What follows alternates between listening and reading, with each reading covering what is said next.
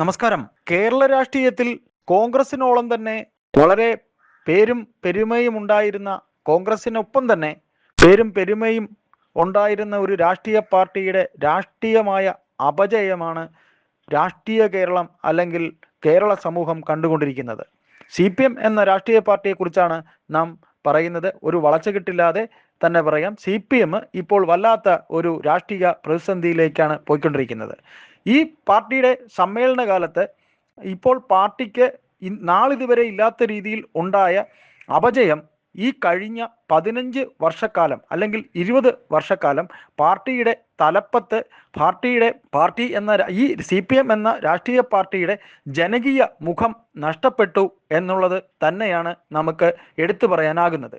ഒരു വേള കേരളത്തിൽ ഏറ്റവും ജനപ്രിയരായ നേതാക്കൾ ഉണ്ടായിരുന്ന CPMന് ഇന്ന് അത് നഷ്ടമായിരിക്കുന്നു. അതിന് ഏറ്റവും വലിയ ഉദാഹരണമാണ് പല ജില്ലകളിൽ ഇപ്പോൾ ആലപ്പുഴ ജില്ലയിലെ ജനകീയ മുഖമായിരുന്ന സുധാകരനെ പാർട്ടിയിൽ ഇന്ന് അദ്ദേഹത്തിനോട് കാണിക്കുന്ന അവമതിപ്പ്, തോമസ് ഐസക് എന്ന പ്രഗത്ഭനായ മുൻകാല മന്ത്രിയെ അദ്ദേഹത്തിനെയും പാർട്ടി ഒരു വേള ഇത്തവണ പത്തനംതിട്ടയിൽ നിർത്തി അദ്ദേഹത്തിനെ തോൽപ്പിച്ചതും ഒക്കെ തന്നെ ഇങ്ങനെ എടുത്തു പറയാവുന്ന നിരവധി നേതാക്കൾ, ജനകീയ മുഖമായിരുന്ന പലരും രാഷ്ട്രീയ വനവാസത്തിൽ എന്ന പോലെയാണ് CPMൽ ഉള്ളത്. പിണറായി എന്ന പാർട്ടി സെക്രട്ടറി കടന്നു വന്ന ശേഷം അദ്ദേഹത്തിന് സ്തുതി പാടുന്ന നിരവധി പേരെയാണ് അദ്ദേഹത്തിന്റെ സ്തുതിപാഠകരായി ഉണ്ടായിരുന്ന ആൾക്കാരെ സ്തുതിപാഠകർ എന്നതിൻ്റെ പേരിൽ മന്ത്രിസഭയിൽ അംഗമാക്കിയത് തന്നെ നമ്മുടെ കൺമുന്നിൽ കാഴ്ചയായി ഉണ്ട് താനും. അതായത് നാം പറഞ്ഞു വരുന്നത്, കോട്ടയത്ത് ഒരു വേള കോൺഗ്രസ് അല്ലാതെ മറ്റാരും ജയിക്കാതെ ഇരുന്ന സന്ദർഭത്തിൽ കോട്ടയത്ത് CPMനെ ലോകസഭയിൽ ജയിപ്പിച്ച സുരേഷ് കുറുപ്പ് ഇപ്പോൾ എവിടെ നാം ചോദിക്കുകയാണ്. പത്തനംതിട്ടയിൽ ഒരു വേള കോൺഗ്രസ് കുടുംബത്തിലെ അംഗം തന്നെ ആയിരുന്ന രാജു എബ്രഹാം എവിടെ? അത് നമ്മുടെ ഒരു ചോദ്യമായി തന്നെ ഉണ്ട്. ഇത്തരത്തിൽ ഒരു സുരേഷ് കുറുപ്പോ ഒരു രാജു എബ്രഹാമിലോ ഒതുങ്ങുന്നില്ല KK ശൈലജ. പിന്നീട് നമുക്ക് പറയാനാണെങ്കിൽ നിരവധി ജനകീയ മുഖങ്ങൾ ഉള്ള CPMന് ആ ജനകീയ മുഖം നഷ്ടപ്പെടുത്തിയത് പാർട്ടി സെക്രട്ടറി സ്ഥാനത്ത് വന്ന ശേഷമാണെന്നും പിന്നീട് ഇങ്ങോട്ട് പാർട്ടിയിൽ എന്ത് സംഭവിച്ചു എന്നും CPM അല്ലെങ്കിൽ ഇടത് രാഷ്ട്രീയത്തെ നിരീക്ഷിക്കുന്നവർക്ക് അറിയാവുന്നതാണ്. അപ്പോൾ നാം പറഞ്ഞു വരുന്നത്, ഒരു വേള CPM ഒരു പക്ഷേ ഈ വരുന്ന നിയമസഭാ തെരഞ്ഞെടുപ്പിൽ ഇത്തരത്തിൽ പാർട്ടിക്ക് നഷ്ടമായിരിക്കുന്ന ജനകീയ മുഖം തിരിച്ചു പിടിക്കാനായി സുരേഷ് കുറുപ്പിനെ, KK ശൈലജയെ അല്ലെങ്കിൽ ഇത്തരത്തിൽ പേരുള്ള നാം പറഞ്ഞു പോയിരിക്കുന്ന പലരെയും ഇപ്പോൾ നിരവധി നേതാക്കൾ നമുക്ക് പറയാൻ അങ്ങനെ ഉണ്ടാകും.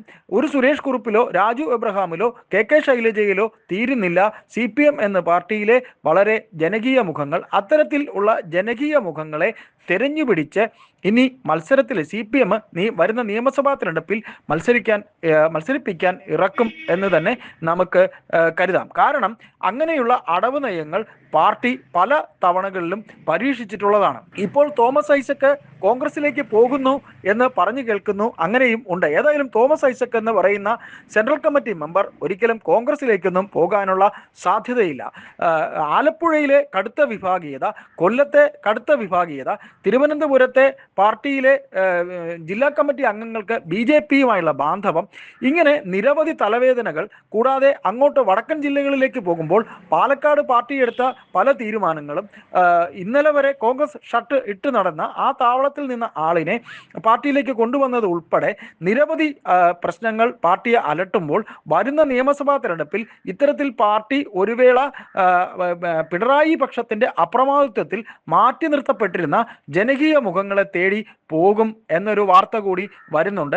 ഇത്തരത്തിൽ അടവ് നയം CPMനെ വരുന്ന തെരഞ്ഞെടുപ്പിൽ എങ്ങനെ ബാധിക്കും എന്ന് നമുക്ക് കാത്തിരുന്ന് കാണേണ്ടി വരും. അങ്ങനെയാണെങ്കിൽ തന്നെയും ജനകീയ മുഖങ്ങളെ മാറ്റി നിർത്തി, ഇപ്പോൾ കൊട്ടാരക്കര ഐഷ പോറ്റി, അങ്ങനെ നിരവധി പേർ ജനകീയ മുഖങ്ങളെ മാറ്റി നിർത്തിയാൽ തന്നെയും അതിനിടയിൽ ഇത്തരത്തിൽ ഒരു സ്റ്റിയറിംഗ് ബാലൻസ്, അതിൻ്റെ ക്ലച്ചും ഗിയറും ഒക്കെ തന്നെയും പിണറായി പക്ഷത്തിന് ഒപ്പമോ അല്ലെങ്കിൽ പിണറായിയെ പോലെ തന്നെ പാർട്ടിയെ പിടിച്ചടക്കാൻ ശ്രമിക്കുന്ന ഗോവിന്ദന്റെ ബുദ്ധിയോ ഒക്കെ എന്നും CPMന് കൂടെ തന്നെ ഉണ്ടാകും. കഴിവും പ്രാഗൽഭ്യവും ജനസമ്മതിയും ഉള്ളവരെ ഇറക്കി കാര്യം കണ്ട ശേഷം പിന്നീട് പഴയപടി പെരുമാറുന്ന CPMന്റെ പതിവ് പല്ലവി ജനം മനസ്സിലാക്കുമെന്ന് തന്നെ നമുക്ക് കരുതാം. നന്ദി, നമസ്കാരം.